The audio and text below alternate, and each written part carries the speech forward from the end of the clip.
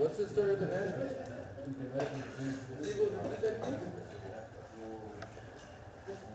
All right, morning everyone. Let's keep going. So, yesterday's session, as you can see, was a bit of a bleed out in the U.S. markets. 2.4% down in the Nasdaq, 2% down in the S&P 500. First 2% move I can remember seeing in quite a long time.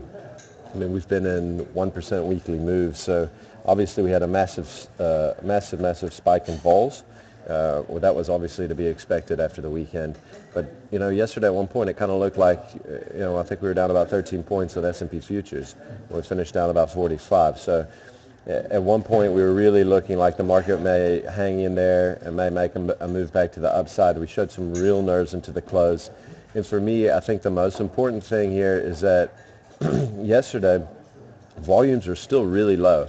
I was discussing it with the guys, and it makes it dangerous trying to play either side with conviction. But what to me I think was really important is that the fact that there's no one looking to bet on either side, which is proven by the low volumes, in my mind is a negative. And I think that's the reason why you have to be really cautious about it until you see volume return to the market, and you see volume at price on a day, bids holding or them driving stocks higher, but in volume, then I think that it's probably best to sit on the sidelines and just be very picky about your moments right now. So this is. These are obviously interesting times. The one other thing that I think is very interesting is that almost every commentator that you see on TV right now is saying that, we all know that Greece is a very short-term thing. Greece is not going to derail anything, and so they're I think the market participants as a whole seem to be quite blasé about the whole thing. Maybe that's a reason why we do end up getting a deeper sell-off than usual. I don't know, but right now I have no idea where the next few hundred points on our index are going to come, which direction it's going to be. And I think that's the way we just have to play it at the moment. We've got to wait till volume comes in and start to see some demand or some supply on one side of the market or the other. Right, in Asian markets, we really kind of rallied off of this morning's levels. We were down this morning. Sorry, those are wrong. Those percentages. I think this is supposed to be 1% out here. Anyway, we closed in the green on all the markets. The Shanghai was down a few percent, 2 or 3% at one point. I know that the Hang Seng was down a little bit at one point. In fact, I think they were all lower at a point except for the Nikkei. So decent little reversal on the session. To me, it's important that they were able to hold on to the gains. I'm actually quite surprised about the change over the second half of the day, and they were able to finish so well with the way the S&P finished so poorly. All right, chart of interest today is basically showing you why Greece is in the crap that it's in, and you can see real gross domestic product since 2008 has literally been on the decline every single year. We had an increase this year, but off of an incredibly low base and just not enough to get it done. It's hard to repay debt when that's what your income streams are looking like. So, yeah, bottom line is they are in this mess for a very clear reason, and it's going to be almost impossible for them to get it out of it without taking haircuts. I don't even know why they're still talking about trying to come up with a resolution. Anyway, no corporate action to report. Market data today, we had local money supply, which came out a touch better than expected. We have unemployment change in Germany at 9.55. We've got GDP quarter on quarter in the UK at 10.30. Then 11, we've got the unemployment rate out of the Eurozone as well as the CPI estimate.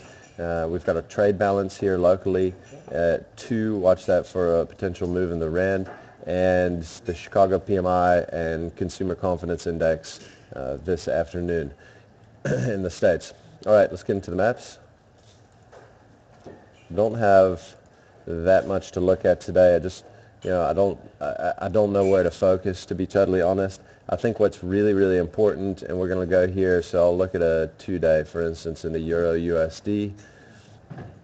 And what's interesting is that, what is it giving me? Yeah, okay, so I actually need to look at more than a 2-day, sorry. It's showing today and yesterday. Okay, so here we go. Here's our gap down yesterday on the opening trade. We pretty much gapped down close to the lows, and from there there was never really a move where we went weaker on the euro the entire session until late last night in the States, and then we faded from 1250, 1260 back down toward the level that we were at on Friday's close. But this is really telling to me, because what's happening in the FX markets is totally contradictory to what happened in the bond markets yesterday and what happened in the stock markets yesterday, in my mind. So we had big reversals out of the Japanese yen, big reversals, in all the euro crosses. I mean, the euro went better on the day by the end of the session, which is quite spectacular. I mean, it would be different if everybody just shook everything off and the indexes were, trading, nicely in the green, and it was all hunky-dory and people were just not worried about it. But S&P finished on its lows. I wouldn't have expected this. And so, I think that this is, it's going to be a part of the figure to watch. We did see bonds which really rallied hard yesterday. You would have expected that in a risk aversion environment. You saw obviously indexes get pummeled, but the currencies did totally opposite to what you would have expected. Obviously, must be fully priced in. Anyway, all right, moving on. Look at Foschini Group, who is basically came up. I mean, I think that's a rough resistance, but came up to test resistance. Kind of looked like we poked our head through for a day. Really just failed it yesterday. Obviously, trading down, was one of the weaker of the retailers. You can see here, looking very bear flaggish, potentially off of resistance. And I think we're going to need to see a drop of, call it 150. We're going to need to see it get down to around 157 for us to really have dropped out of this flag and potentially try to retest the 150 levels. If we look at Billiton, I'm looking at the London chart here because it's very clean. I know I showed the local chart the other day, but this is also perfect.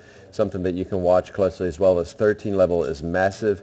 Yesterday we dropped it, traded below it pretty much the entire day, got above it for the last hour, and really closed down more or less right at 13. This is going to be a big level to watch here. You can see how it's really cemented a line in the sand. We broke below it back in December and January. Spent some time consolidating there in about a 1 rand range, but weren't able to hold below when we got back above. We've bounced off of this level, half a dozen times. So this is a very, very clearly defined level. If we were able to hold below 13, then you could really start to see some real pressure potentially come into the share. And the last one I'll show, again, is Impala's. I'm talking about book here a little bit, but we got a clear breakdown yesterday, I think. It had been breaking down, but we just didn't get that definitive move. Yesterday we didn't close on the lows, but you can see we've pushed well away from support. Support now becomes resistance, which I'd peg at 58. And, this to me is a very clearly defined target. So we moved, the height of this channel here is about 12 Rand. We're going to probably look for that same sort of move to the downside. It's the same sort of move that we made down out of this break, out of that little channel. And so I would expect us to target maybe $46 to the downside in Impalas. And if nothing comes to save it, I don't see who's going to come to buy it, because there's just, and I can't even imagine what a catalyst could be for this thing at this point in time. Knock on wood, but that's it just seems like a dead horse at the moment. Anyway, good luck out there, guys. Be careful.